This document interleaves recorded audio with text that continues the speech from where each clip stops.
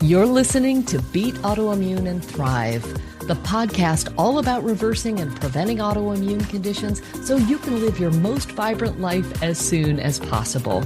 We talk about autoimmune root causes, actionable solutions, and inspirational healing stories. I'm Palmer Kippola, and I used to have MS.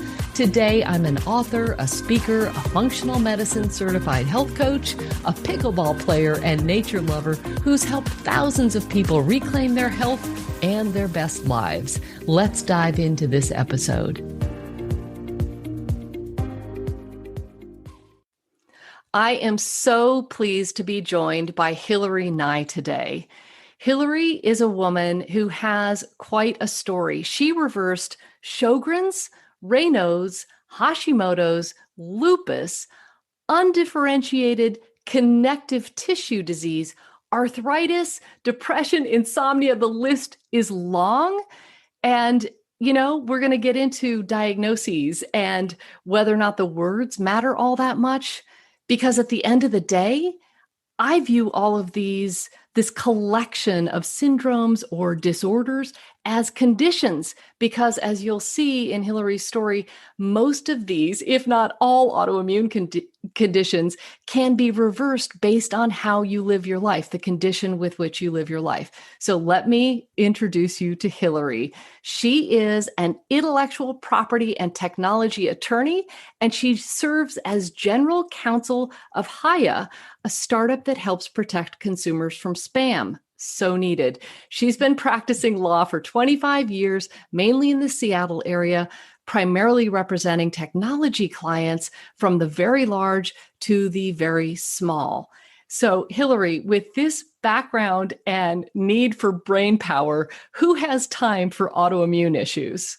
Oh, no kidding. And thank you so much for having me and talking with me. And more importantly, thank you for your book that came at such a critical point in my life. So I hope others are similarly inspired and get this sort of education so that they too can really start to reframe their health and reframe their condition and start thinking more powerfully about the choices that they have and feel a bit less powerless, if that makes sense. It totally makes sense. This is all about empowerment. This is why I get up each and every day. It's why I wrote the book for somebody like me who didn't have access to a book, when I was in the throes of having MS and wanted a guidebook. But thank you so much for your willingness to come on and talk. And I know you've already shared your healing journey in written form. I think helping make it come to life in the form of video can be so useful. Many people are more visual and auditory, so I just like having a full 3D version of that. And so let's go back to the beginning. I always love to frame things by setting the context. We all had childhoods, and we know that autoimmunity doesn't just happen overnight. There is a lead up. What happens in childhood does not stay in childhood. So take us back to your upbringing. What was it like at a high level? So I was the first child of two very educated and smart people from the Midwest who were in many ways bohemians and academics and trying to stay out of the Vietnam War. We traveled a lot. And my dad just kept getting additional degrees, I think, partly because he was curious, but mostly because I think he wanted to avoid the draft. That meant we traveled a lot. We lived in Boston. We lived in Europe for a while. We lived in Minnesota, and then we finally settled down in the Seattle area when I was in kindergarten. And at that point, my dad the Vietnam War was over, so that was good news. And my dad had become a prosecutor with the King County Prosecutor's Office. And we decided to move to this island called Vashon Island, which is in Puget Sound. And we got this little cabin on the south end. And at that point, that's when my siblings were born. So there's a bit of an age gap between my younger siblings. And because my dad was working so hard as a new prosecutor in Seattle, and commuting by ferry, it meant that there was a lot of time when it was just my mom and me and the kids, as we would call them. Yeah. And so we were there for the majority of, I guess from my early kindergarten to third grade, roughly, and then moved to a different part of the island when my younger brother was born, and he was born when I was about 11. So, and I think that that those early years were interesting because it was a different time. It was a different time and place. My mother was very into health food, and that meant putting wheat germ on top of everything. And she smoked and drank tab, and we put baby oil on our skins when we went out in the sun. But more importantly, and perhaps at least for me, we did live right in the Asarco plume, and Asarco was what it sounds like. It was an arsenic plant, and I remember we had really muddy yards because lawn didn't grow on the south end of the island. And but it kind of didn't resonate at the time. It was, again, a different time and a different place. This is in the 70s. And, this is at the same time, right, where people are, playing on the monkey bars with, paved, playgrounds, and, everybody was unsupervised walking home from school. So It was, again, a different time and place. But it did build that sort of, as I look back in time, you sort of pick up on some of these details and realize, well, yeah, that's kind of a setup for getting sick later in time. Yeah, I can see a few nuggets in your story of, having to be the adult before you're ready. That's definitely in there. Living under this plume of arsenic, that is definitely part of a setup, potentially. The things that fill our toxin buckets. We can't ever really be 100% sure of all the things that go in there, but from pattern recognition, we can see the usual suspects again and again, the toxins and the stress. And one thing that you noted in your story was that because there was some conflict, obviously, there's a lot of conflict in families often. And we adopt personality types in order to deal with the conflict. So talk a little bit about the personality types that you adopted to get through that conflict. Well, it's unsurprisingly, right? You've got two parents who are busy working, because my mom also worked for a period of time. Two young kids at home. I keep calling them the kids. I guess I was one too. So there were three of us. But two younger kids at home, and a dad that's working a lot. And my mom, I think, just needed a partner in a way. And I quite honestly relished that role. It made me feel special. It made me feel like we were best friends. And it's only in retrospect that you kind of look at that and say, well, maybe that's a little bit strange. But on the other hand, it did make it so I felt I needed to take care of everybody and take care of her, take care of my siblings. And when my dad was there, I can fully understand now as an adult, and certainly as an attorney, that what he was doing was very stressful and hard. And so when he was home, he would be tired, he would be grouchy, he would drink. So if I could just kind of keep everybody calm and keep, okay, so I know that dad's going to get mad if the kitchen's dirty and mom is out with her, painting buddies and doing what he would consider to be a hobby, which actually she's a very talented artist. Well, let me just set the scene so that everybody thinks everything's fine. So I'm going to solve for my mom. She's going to think dad cleaned the kitchen. Then I'll solve for my dad. He's going to think mom, cleaned the kitchen. And then everything will stay calm. And sometimes that worked. Sometimes it didn't. But it certainly made me always on edge and always like thinking, okay, so how do I avoid a conflict? Because if a conflict did come up, things would get very stressful very quickly, and things would escalate in ways that were more uncomfortable than just cleaning the kitchen. Yeah. So mom would need to leave and drive away, and I wasn't sure she'd come back. And so these were consequences for not having things under control that were more stressful than all the little things I could do to try to keep things sorted. Oh, And this was not a bad childhood. This was just a tense one. And I nobody asked me to take that position.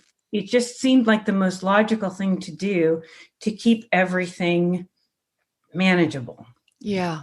And it is so common. And I want to just say again how happy I am that you are sharing this, because it's not to cast aspersions on anyone. It's not to say this was bad or good. It's just, we are, as children, we find ourselves in circumstances sometimes that we may not be ready for, or we may not know how to navigate. But what ends up happening is our stress response systems happen automatically. And so they get fired up. And so we're kind of always on scanning the environment for safety. That was me in my childhood.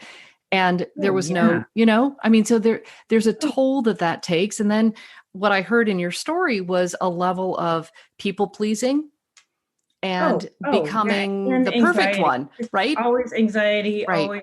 And I remember being in elementary school and not being able to sleep at night because my nickname from my family was the worry wart. Yeah. Because I was always worried, and I would worry about stupid things. I would worry about whether or not we had enough gas in the car, whether or not we had paid our bills on time. And I remember at one point, you're going to love this, Palmer. You don't even know this part, but I remember going to some sort of, annual checkup sort of thing with this guy who just was probably 180 years old, at least seemed to be that way. And one of the things that he was asking me about was, hey, you're not sleeping. You don't go to sleep at night. That's what I'm hearing from you. And, you're really anxious. So I'm just going to have your parents maybe think about giving you a shot of whiskey when you're really unable to sleep in the evenings. So that was the first really good medical advice. So there's that. But people pleasing, definitely. And actually it was, if I think back on it, it was a great coping mechanism because it's a win-win-win. Yes. And if I did that at school, so I was like diligent at school. There was no way I was going to get a B+, and an A- was unacceptable. So, I had to have good grades. I had to make sure that the house was clean and dinner was getting ready, and that, any of my own fears, anxieties wouldn't pop out in inappropriate ways. Yeah.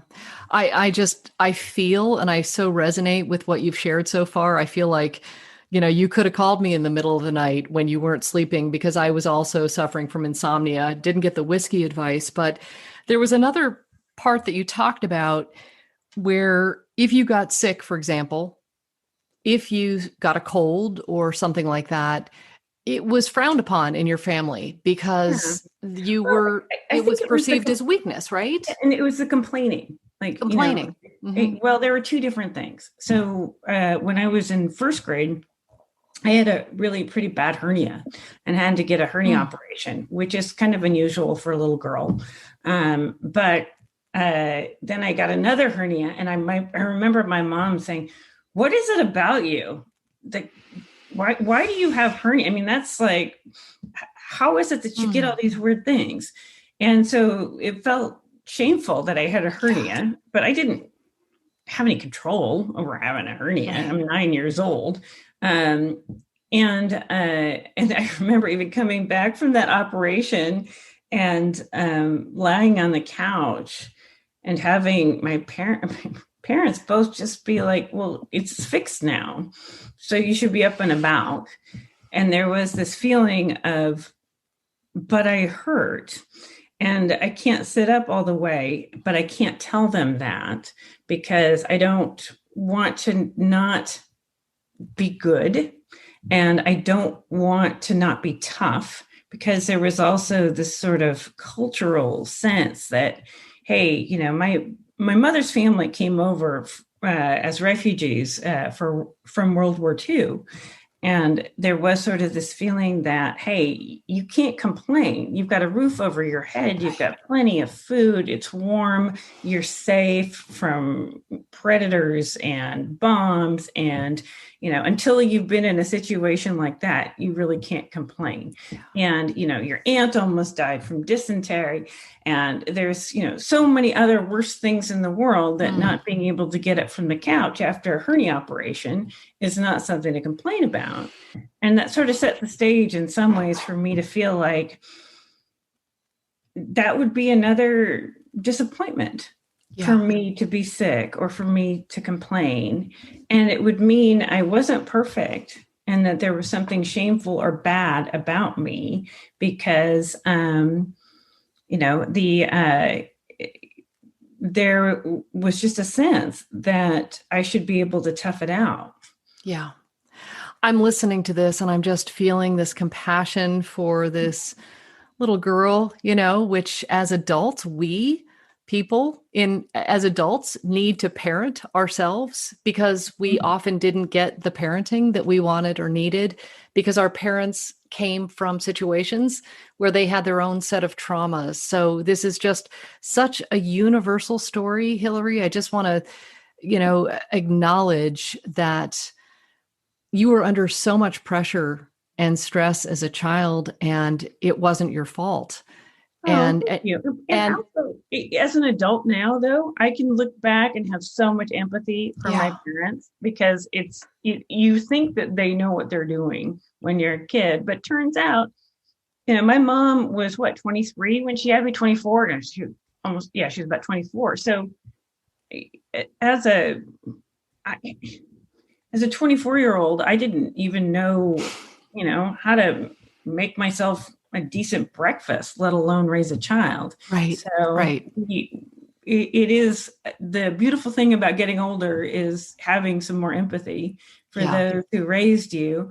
And then, oh gosh, now that I've got my own sons, I'm like, oh, please have empathy for me when you get to I love it. I love it. All right. Well, let's move on because now we've got a really good sense of the upbringing. And I want to get into when you started to feel symptoms. And the way I understand it, you went off to law school with your brilliant GPA and smarts. So off you went to law school. What happened? You started feeling bad. Yeah. So, law school was a lot more pressure than I'd had in the past because I was really used to being able to almost crack a book the night before a final, memorize it, and then just regurgitate it and get an A. Yeah. And law school was the first time where I was with a bunch of smart people who also had better work habits probably than I did. Because I'd always worked in undergrad, always worked during school, I was also working while I was in law school, a lot of it having to do with, gosh, I don't want to put more pressure on my parents to have to spend more money on me and, education. So I was working and realizing I actually had to study. And I was getting B's. I never had a B. I remember even getting my first C on a test and I almost crumbled. And it was so like a gut punch, like, so there was a number of different things happening at the time, including, eating top ramen and crap food and staying up late and not getting enough sleep. And I started to just feel like I constantly had like a flu-like feeling. And so that just, and then you go to the student health organization, they're like, well, you should just quit your job. And then that just actually added more stress because I didn't have any money. So it was this ball that started to spiral. And but I just tried to pretend it wasn't happening and tried to find ways around it, which involved a lot of coffee and a lot of probably unhealthy eating habits and a lot less sleep. But I kept thinking that once I took the bar exam and once I got a job, it would all be better. And I just needed to get through this one little piece of time. And then I'll be healthy and fine, and law school stressful, and get through the bar exam, and then everything's going to be just great. Yeah. And what I also understand is that you're feeling bad. You're attributing it to stress and working hard, and this is going to pass. But at some point, you ended up going to campus doctors and you started being prescribed medications. And I remember they started to add up a little bit. Oh, yeah. But mostly it was a feeling of, this is terrible, but I almost felt badly, like you told me this, it was this thing, you gave me this drug, and I feel so bad still. And I'm almost apologetically going back, asking for some additional help. At that point, they had me go to some mental health services because they thought maybe I just needed stress management issues, blah, blah, blah.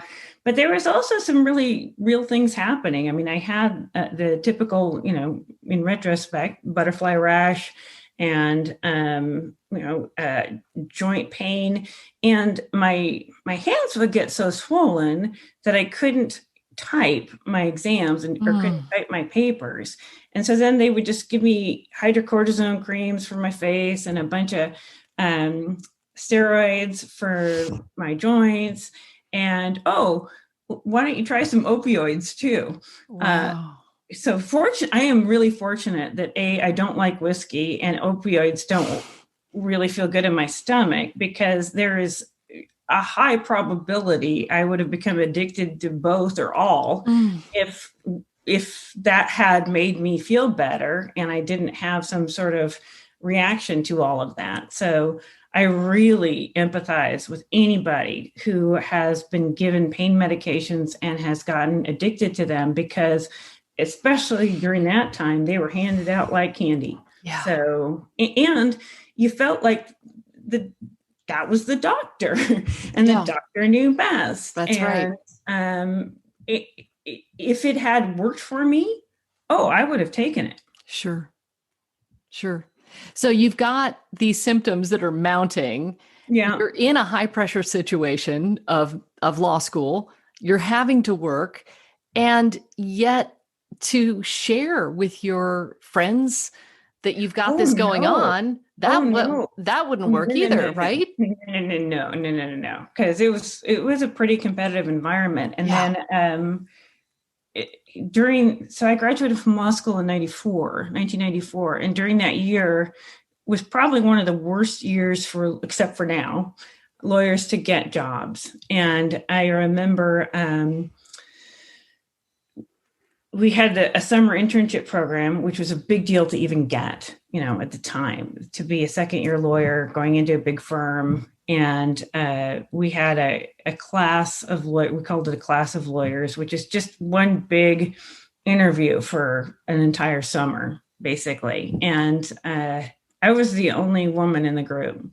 And so there was no way I was going to let anybody see me sweat, as they say. Yeah. And, of that class, only half of us got hired.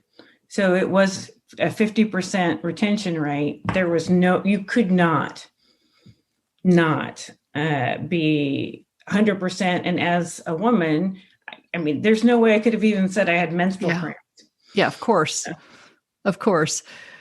Wow. So to hide that, the shame of that, but the powering on throughout. And you've got, at this point, as I recall, you've got rashes, chronic fatigue, this what you call mind numbing nerve pain, and this bone deep fatigue. And you're powering through at law school. I mean, I'm just amazed that you could hold it all together. Because I didn't do anything else. I slept. So when I was during my internship for law school, during law school for the firm that I joined, I literally would go home, go to sleep, wake up, go to work. And then we had this little like day bed for women who had menstrual cramps in the women's room. And I would take a secret nap during the day and hope that nobody noticed. And then I would sleep from Friday to Sunday. I just would sleep it was sleeping and working, sleeping and working. That was it. Yeah. Well, you had to. You had to. And it seems like you powered on until your mid 40s. Well, Because and it was like I had to hide it. yeah. And I felt shame about it. Like, here I am, like everybody else has their shit together. Excuse my French. Everybody else is able to work a normal day. And then they go out for cocktails and they have dinner and they have families and they do pro bono work and they market clients. I'm like, I obviously am deficient. And sooner or later, somebody's going to figure that out. And I just got to hide it for as long as I can because I got all these student loans now that I need to pay. And I hate this work. I'm hating the work. I mean, how miserable is that? But in many ways, if you looked at me from the outside, wow, she's a success story. Look at her. She got this job in this big fancy law firm. And where a lot of my fellow students were still like, working almost as paralegals to pay their rent. So you were shouldering a lot. I mean, the sense that I get from your entire life is that you are incredible. You keep going no matter what until you can't. So let's talk about what happens, because at a certain point in your 40s, you said your pretending failed. Yeah. It turns out that is it, and you're not even living, right? Let's just put it that way. So I think that the short answer there was everything fell apart. So I had worked very hard and then had gone ahead and started my own law firm and was in a marriage that was a bit stressful. And again, I just felt like I was pleasing and trying to be perfect. And I also felt that anything that was wrong in my environment at that time was my fault, and that I needed to do something to change things, to fix it and make it right. So, I just could never quite get it right. I could never quite get my partnership with my law firm partner right. I could never quite get my marriage right. And in retrospect, I'm like, well, of course not. Your law partner was embezzling from you and your former husband was a narcissist. You can't fix that. And that did sort of all come crumbling together and I got very, very sick. And at that point, my law firm fell apart, my marriage fell apart, I was declaring bankruptcy, and then I got spinal meningitis. So that's kind of a low. And if you go through something like that, it's a little bit liberating. And I don't know if I can quite explain it, but it's sort of like, well, here I am. Here are all my worst fears writ large. Here it is. This is what it looks like to fail. And now what do I do? And at the time, because I was having so many health problems, and I got to tell you, it's the most frustrating thing. And I'm sure you can relate to this, Palmer, when you cannot get a diagnosis, when you cannot find somebody who can tell you what's wrong. And when you can't find that magical concoction of medications that will make you normal and make you able to live the life that you see everybody else living. And so it really was a low point because I didn't even have the energy to get through the hard things that I was facing. And I didn't have any answers. I didn't have good, I had almost conflicting diagnoses of what was happening to me. And I would go to different doctors, and it's like, just pick your poison. Whichever doctor you went to, you got a different diagnosis, a different set of drugs, and the time frame for even figuring out whether or not they worked was so frustratingly long that it was hard to know, whether or not any of these things were working or if they were just making things worse. Because I have to tell you, during that time, I was basically told to lie down and sleep. And I was taking so many drugs that to exercise would be hard on my joints and potentially really damaging to my tendons. I mean, think about that. That's so nuts. Yeah. So they're in all of that fog and being now totally alone. So this is now, I'm living alone with my two puppies and my kids are older at this point. So it's sort of like, well, you're going to live or die now, because this is not a life. This is a half-life. And fortunately, I had to still take care of two dogs. Yes. And I want to focus on that, but let's just picture this. So you are alone, you're in your cottage, you're by yourself. Oh, and by the way, it's in foreclosure. Okay. So I'm not sure if I'm going to be able to keep my house. Okay. So it almost feels like that moment where you're on your knees, because absolutely it's just rock bottom, right? And it's that moment, do I live or do I die? Because I don't know if it can get worse than this, right? I don't know if it can get worse than this. And that is sort of the interesting time, because it's sort of if this is living, this sure doesn't feel like living. Yeah. I don't see a whole lot of joy here. This is a pretty dark place. And I'd also lost so much confidence because I thought I knew what I was doing.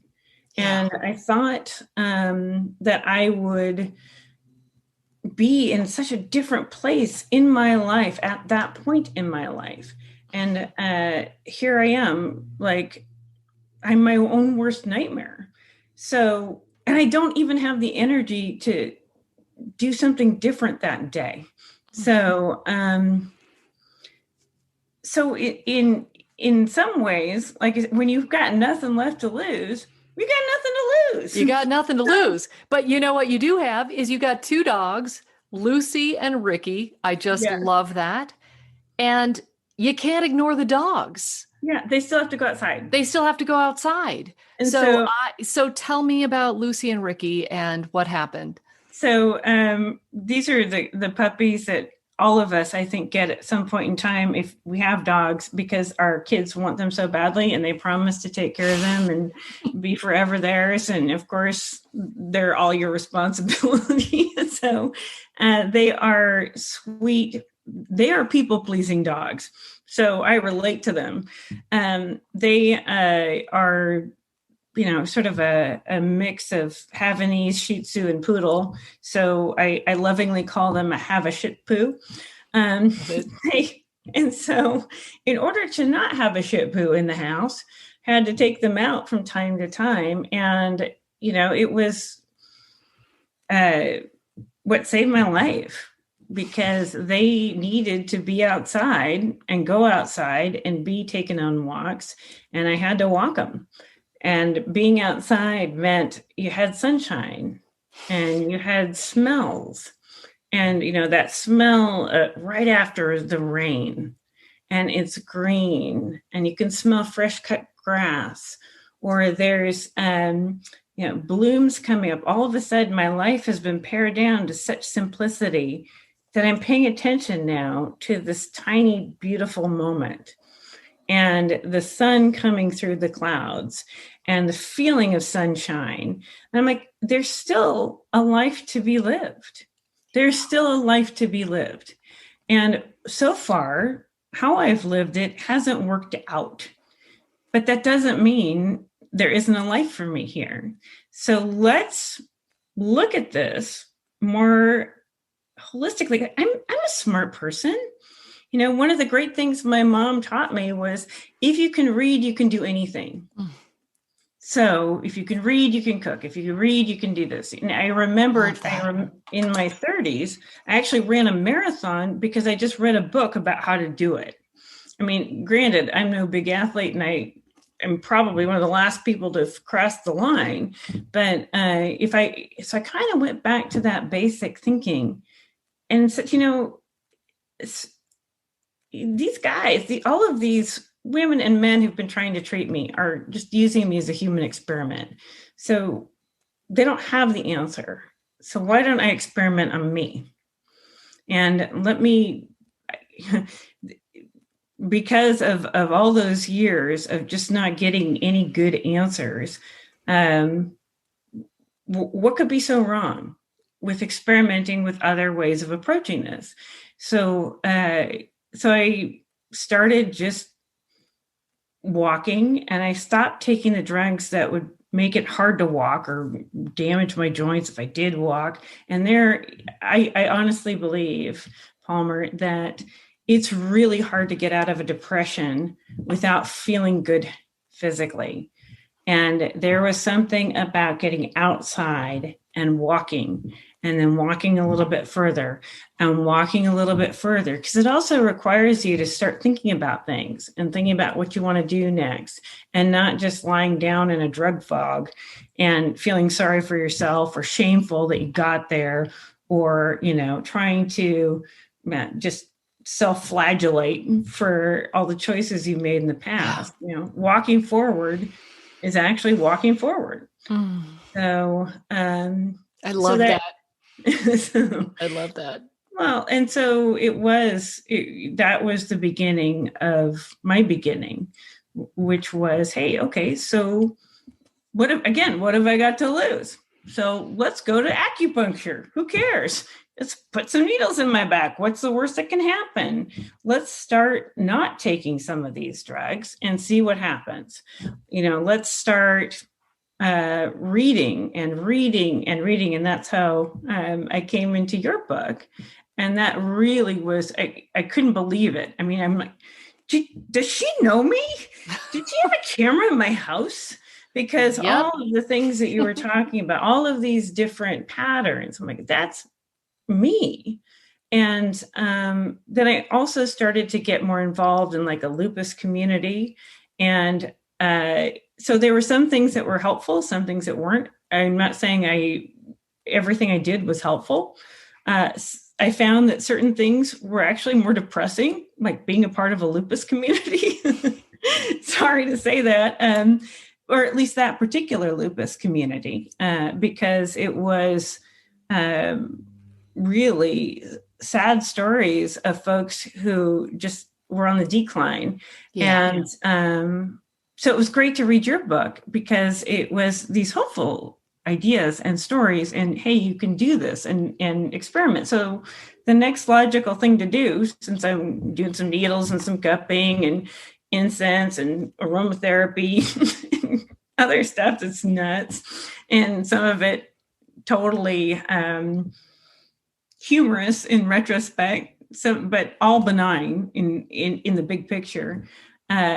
So that started the food vacation, which I just absolutely hated. Yep. And you did it, but you did it anyway. It was so powerful. You this is what I want people to hear. It is hateful the first couple of weeks, right? You're probably cursing me as you're going. It was terrible. It was terrible. I hated it so much. And I did have some additional help, because at that point in time, I had gone to see a nutritionist who was also a Pilates instructor. Because again, I'm like, if I'm doing this, before they take all my money in my bankruptcy, I'm going to go hire some people. There you go. Okay. and buy some books. And she kind of actually she gave me some supplements to help me through too, which are in your book. But again, I'm always like, whoa, but that's for people who aren't overachievers.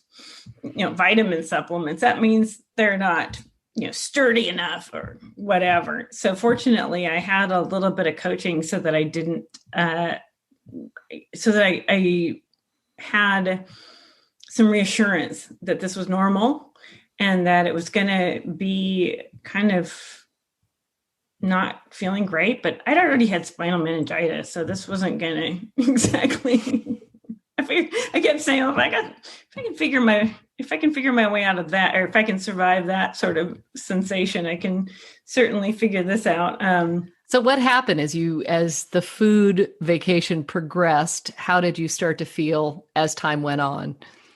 Well, I was mostly angry at first because oh my gosh, the cravings I had were nuts. And I felt ashamed about that too. Like, I can't believe I want a Diet Coke so badly right now. I can't believe that I never even knew that Diet Coke was so bad for me. I can't believe how much I want sugar, how much I want pasta, how much I want and I didn't even know that I was so addicted. But then, as the time went on, so I think it was around week 3.5, because you said do it for like 4 weeks. And I literally was counting the days. I'm like, if this doesn't work out, I'm having a tab and a Snickers. Literally, like, I want to say it was at the end of all of that, that I started to feel great. And I started to have energy and I could concentrate.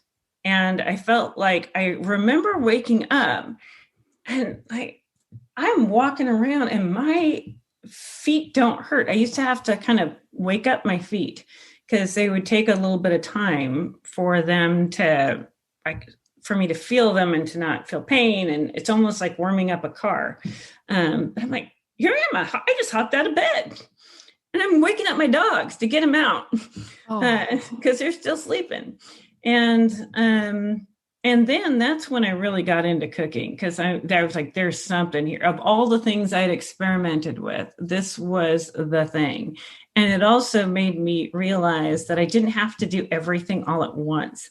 I could just take it one step at a time. Let's just start with fortifying my body. And then we can worry about whatever cobwebs are in my brain.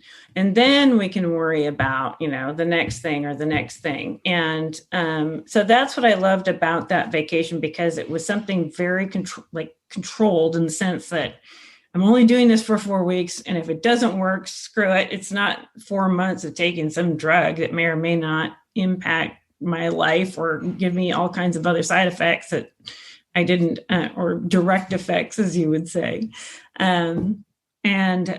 It also just really changed how I thought about my relationship to my body. It's a weird thing to say, but it reframed also how I thought about taking care of myself. And that taking care of myself wasn't about following some sort of prescription from some doctor, but listening to me. Like, I had the power to do this. It wasn't, I wasn't powerless here, and I had agency. I love it. I love it. That is so powerful. And at this point, do you start peeling back medications? I mean, it's kind of a seesaw, right? I mean, as you bring things down, you're able to heal with nutrition, which, I mean, food isn't like medicine. It is medicine, right? When you're eating the right foods for you. So you're going through this experimentation on your own. And I would imagine that at a certain point, you're able to get off of some of those medications. Yeah. I would say that the food vacation was just the beginning. It wasn't like I figured it out within 4 weeks. It was just a wake-up call, like, whoa, this matters. And now I need to figure out the nuances of food. It wasn't, and it also, it had a weird psychological impact on me too, because I almost had to get over my sense of shame for how I had been eating. Yeah. Because the food didn't make me sick, but, or it didn't, cause me to have autoimmune issues. Um, so I had to get out of my logical legal head, which says if A is this and B is that, then C is da da da. So the logic would be, had I always eaten well, I never would have had an autoimmune issue. Ah, yes. And so that sort of self-blaming cycle. So that I had to just put that aside and say, no, actually, let's think about it differently. Let's think about this as bringing in the cavalry and reinforcing your body so that it's, it is, it's almost like putting in buttresses to a house that is crumbling for whatever reason. Whether or not you put the buttresses in doesn't make it crumble or not crumble, but it sure helps it stay stable. Right. So actually, I think my first year was really more about food than it was about medication, but really thinking about food differently. And I also, through this process, so all of this is sort of it doesn't stop and start. I'm still working with my Pilates person. I'm still working with some food people, and I'm feeling better enough now to work through my bankruptcy issues and to, get a loan modification and keep my house, and then find some part-time work. So I'm working again. Things are starting to come back in place, and I'm feeling stronger, and starting. And I found a good rheumatologist too, a supportive rheumatologist. And it really made a huge difference to have somebody who didn't just say, what you're doing is nuts. Your joints are going to deteriorate over time if you don't take all this crap and, here, why don't you inject methotrexate into your stomach once a week? And why don't you, that's the answer. Instead, I had somebody who's like, wow, you're doing really well. You're doing so much better than the last time I saw you.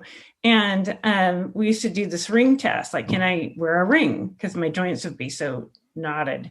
And the last time I'm like, look at this, I could wear a ring. And she goes, oh my God, you got engaged. So I also met this beautiful man and got engaged. And so I started the process of spiraling up. And it began with just sort of that simple self-care and reframing it all. And it's not like there's this happy ever ending thing that I'm in right now. I'm still in the process of experimenting and still finding what works for me and doesn't work for me. And I'm very careful with coronavirus and staying away. But on the other hand, I always think there's another way of thinking about things too, right? So coronavirus means that the world is safer for me. People are wearing masks, and, people are cleaning things more. And we're all paying more attention to our health. And maybe that's a great thing. It's a great silver lining. Yeah, that can come out of a really hard thing. And that's what I think, at least I hope I can provide to others, is that, it is hard and it is discouraging, but it's not the end. Yeah. There's that wonderful saying that, if you think this is all there is and it's the end, it's not the end. Yeah. I love it. Health is a practice. I didn't beat the MS and that's it. I'm done. We continue experimenting and living our lives and, managing the balance of things so that we can keep these things from coming back and expressing themselves in our lives. That is the best we can do. We'll always have the genes for these autoimmune issues, but they don't necessarily have to be expressed. And that's where your agency, that control and that empowerment comes in. And I just love, love, love your story. And now I feel like you are so passionate about food. This is who you are. It's really uncovered.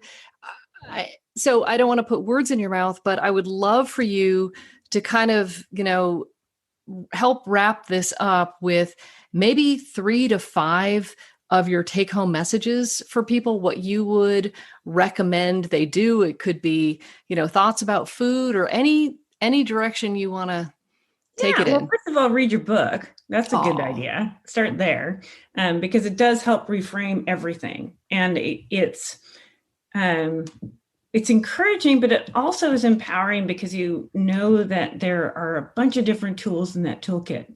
So one of the most powerful things to me is food and having good food and enjoying food and having a delightful relationship with it.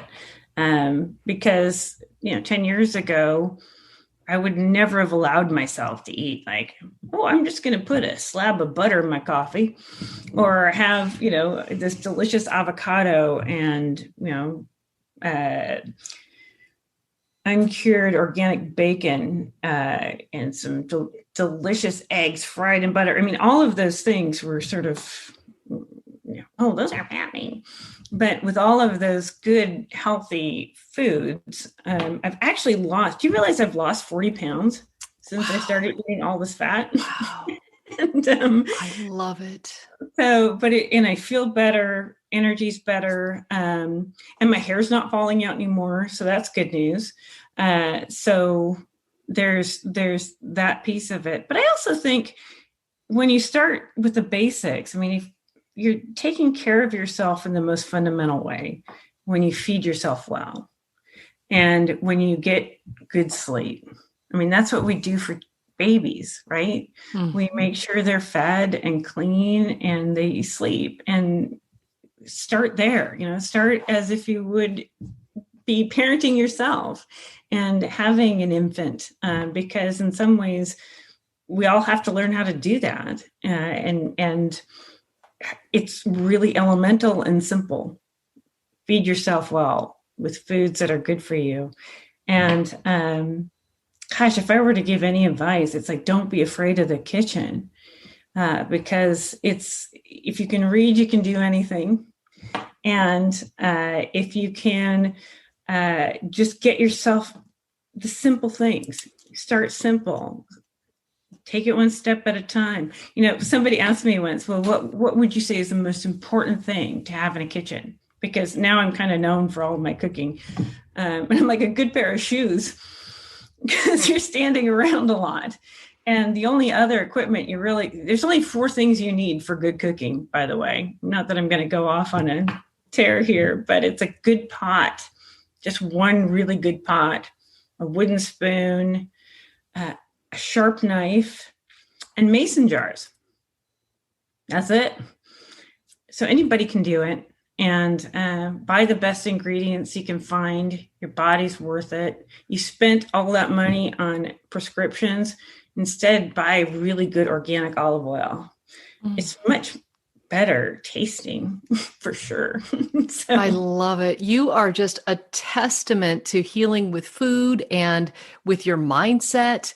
And I love the advice of just taking it one little step at a time, because that's exactly what you did. You walked first to the mailbox and then down the block and then maybe around the block. And, these baby steps are just fine, as long as what you said earlier, as long as you're moving forward. And guess what? Even if you're faking it, even if you're doing it because the dogs need to go out, just start. And then slowly the mind will follow, and the health will follow, and the love will come, and the passion will come back into your life. And suddenly you're living the life you thought you would have and never thought was possible. Hillary, I have chills going up and down my body. That is such a beautiful, beautiful story. And I'm just honored to be a part of your journey back to vibrant health. And it's not just back to vibrant health, it's bouncing back better than you ever were Exactly. before. You're not going back, up. Spiraling up. Mm-hmm. And thank you, Palmer, because your good work is part of the toolkit. Thank you. Well, I am so pleased to know you and be friends with you. And Can't wait to keep the conversation going. Thank you so much for spending this time with me today. All right. And I'll send you some recipes. Awesome. I look forward to it. Okay. Take care, my sweet. Take care. Bye. And that's a wrap. Thanks so much for tuning in. If you enjoyed this episode, be sure to subscribe, share it with your friends and family, and if you feel inspired, please leave a quick review so other people can find it too. Now, if you want to beat autoimmune and thrive, make sure you sign up for my free video training at freeautoimmunetraining.com. That's freeautoimmunetraining.com, and watch the first video right away. Take good care. Bye for now.